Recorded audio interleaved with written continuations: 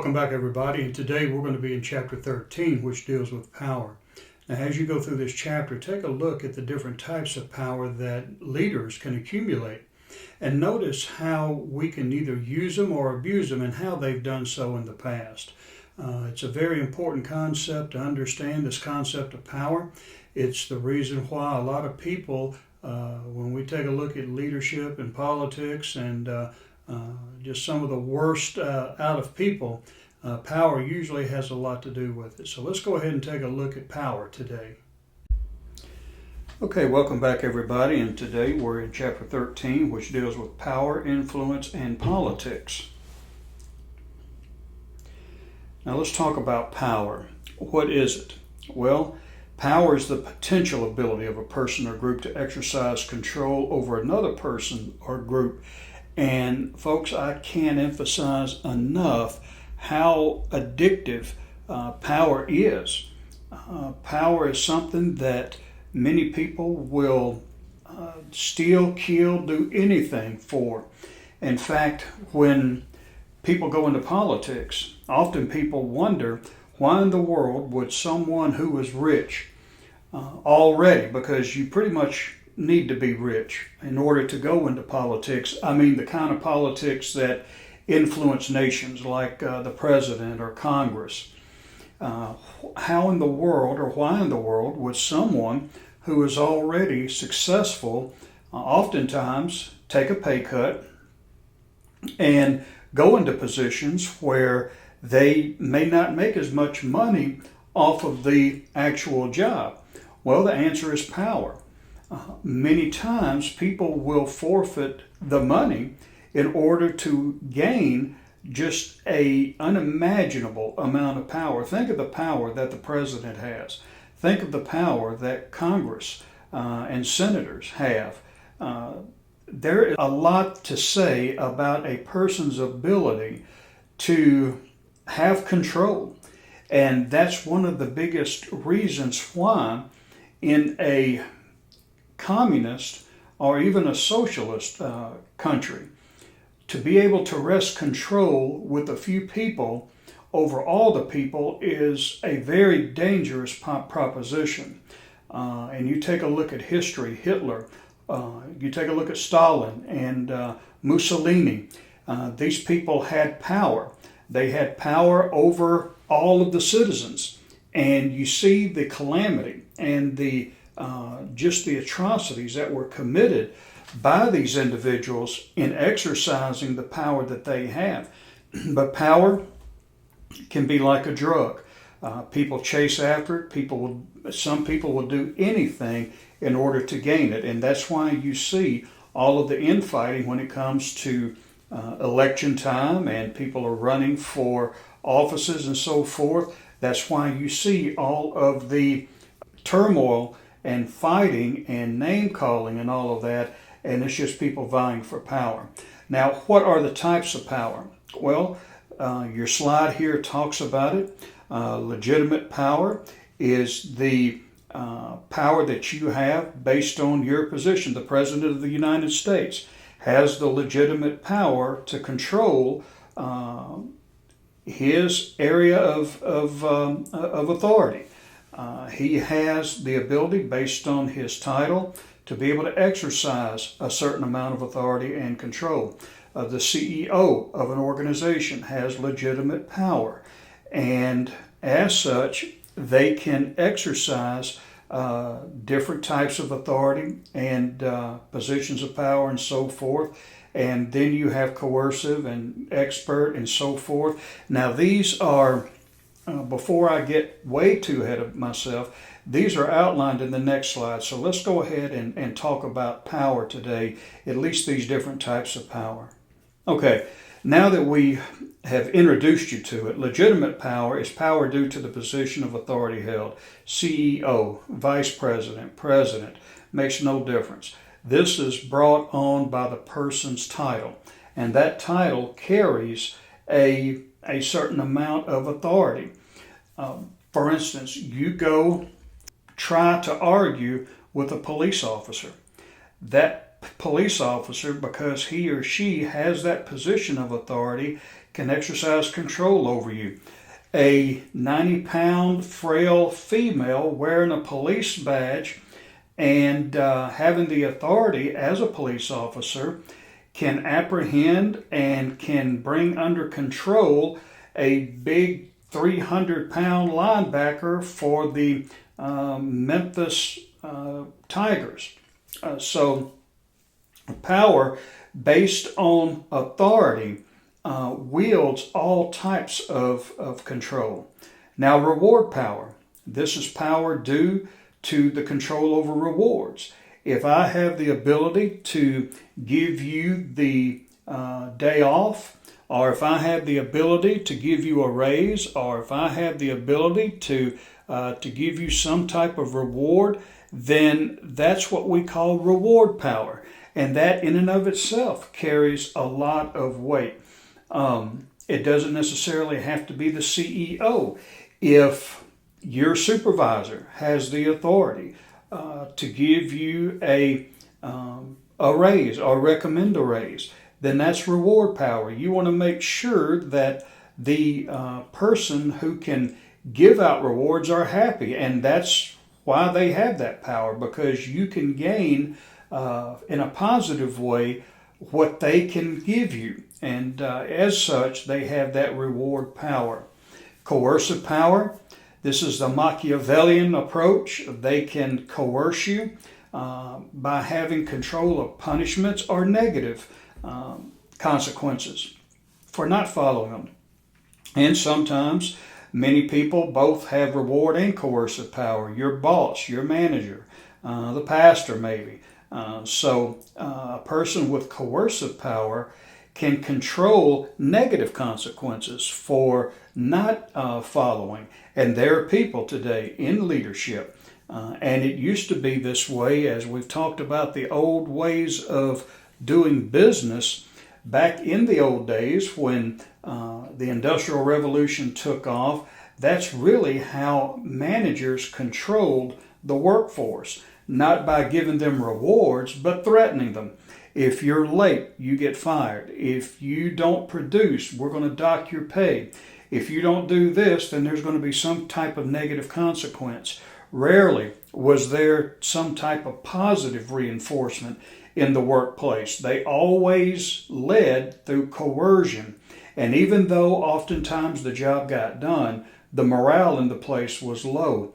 Now you can imagine if they would have done the opposite and rewarded performance, how much more efficient and effective these organizations would be. But unfortunately, that's not how it went. The way that people had led in the past was to control them by exerting punishments and so forth. Now, expert power. Power due to control because of knowledge, skills, and expertise. Now, we're in the information age. So what this and the next one, informational power, kind of go hand in hand. But your ability to know more than your competitor is crucial. Now, here's something that would, I guess, highlight more the importance of expert power. Back in the 80s and 90s, we experienced what was called a flattening of our organizations.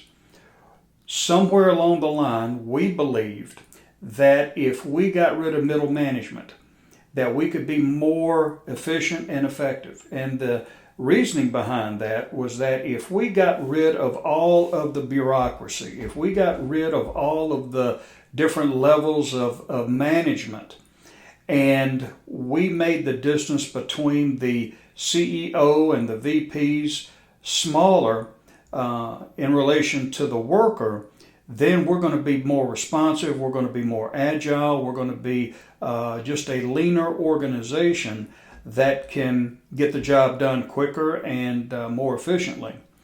Well, it was good on paper and in theory, but when we took out middle managers, we took out the expert knowledge. We took out the ability to be able to manage processes and people and contracts and deadlines and objectives and so forth.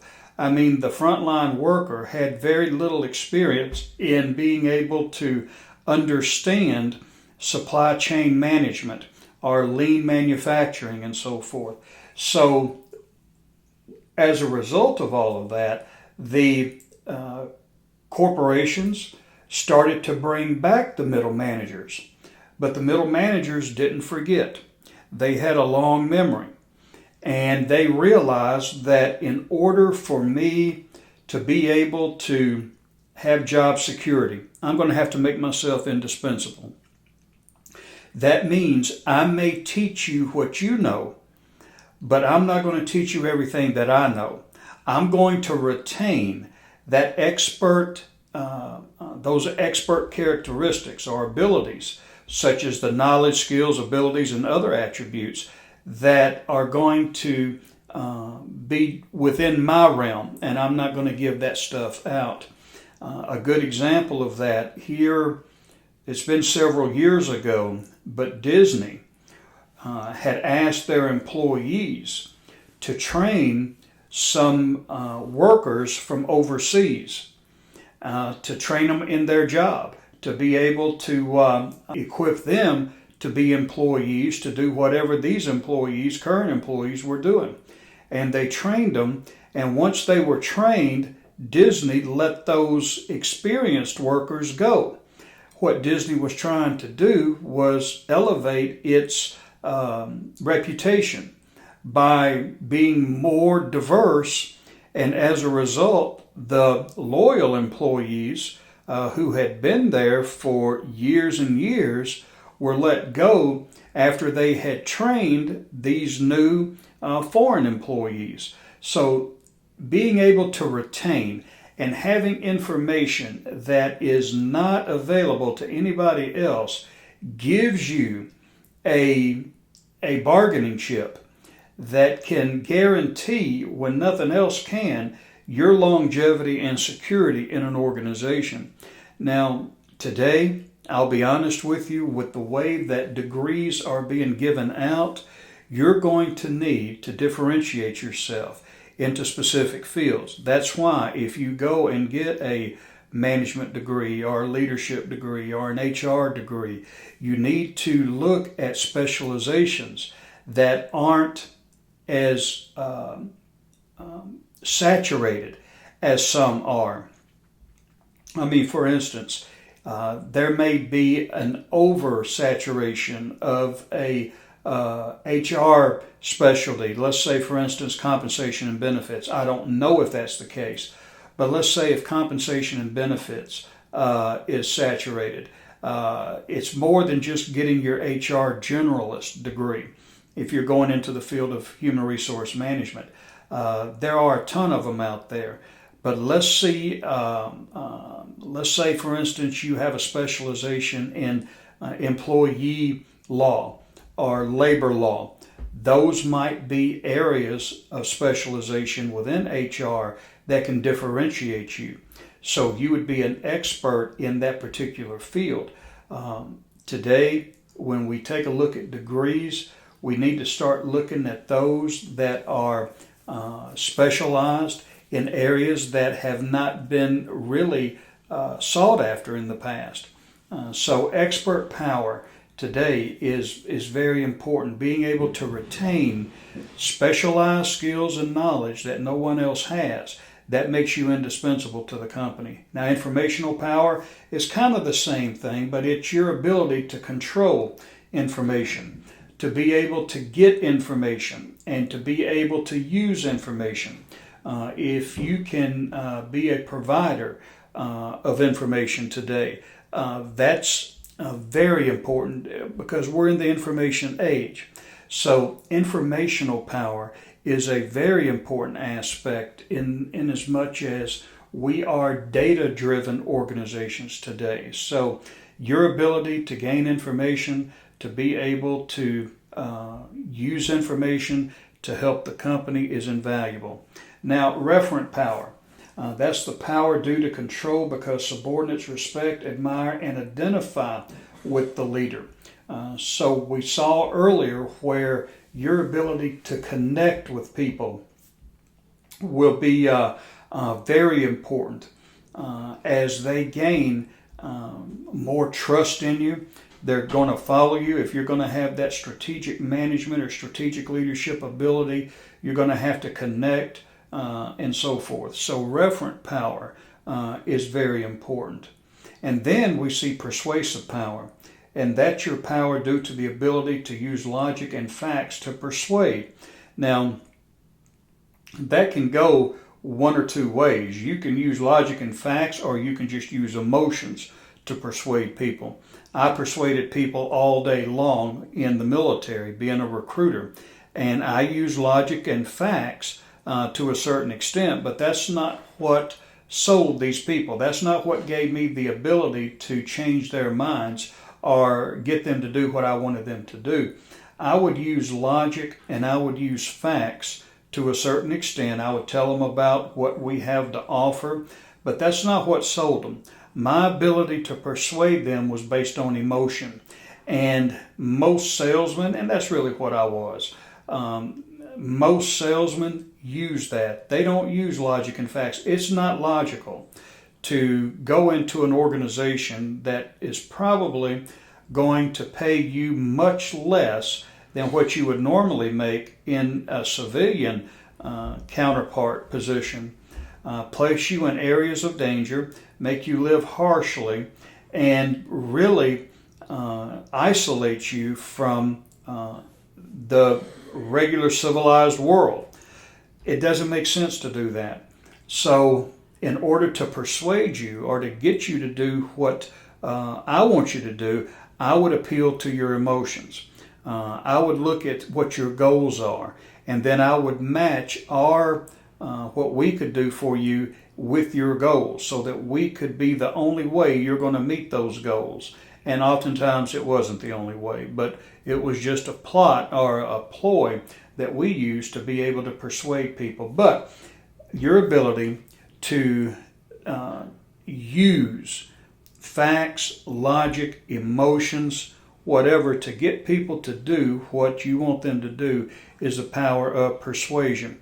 We talked about charismatic leadership, and this is an indication, or it's an example of charismatic leadership. It's persuasive power. Look at these TV evangelists. It doesn't make sense to send $1,000 a month to a person who is promised to heal your ailments and so forth, and after about the 6th month you still haven't been healed. So what is their trick? How do they do that? Well, they appeal to your emotions. And for many people who are gullible, who are not strong maybe in their understanding of the faith and all of that, they are open targets for these types of individuals. These types of individuals are notorious for taking advantage. They're like wolves in sheep's clothing. And but they have persuasive power, and it works that way in business. I've seen people persuade their way up the chain of command or up the hierarchy and so forth. They've been able to present themselves in a way that has endeared them or endeared others to them who are in positions of authority, and they can persuade and use logic. And again, in sales, that ability is necessary. And a good salesman, a good persuasive individual, they will always do well in these organizations because they're the ones who can get out there and get things done when most others cannot. So there are definitely places for these people. But when you take a look at these, now this isn't a pick one and you have to do away with the rest of them. No, some of these, there are some people who exemplify several of these types of power dimensions. I've seen people who, again, both have reward and coercive power because of their legitimate power. You take, again, a manager who is over a division of people. They can reward and they can punish. They may have expert power. There may be some with all of these characteristics. But you would need, if you're going to be able to have some type of power in an organization, You need to be able to at least capture one, if not several of these. And many people will spend their whole careers harnessing or trying to harness all of these to be able to move up the corporate ladder and obtain even more positions of power. Today we saw some fundamentals of power. We took a look at some of the basics of power, such as coercive power, legitimate power, referent power, and so forth. There's all types of power that a person can gain, and the strategy for many leaders today is to accumulate as many of those dimensions as possible.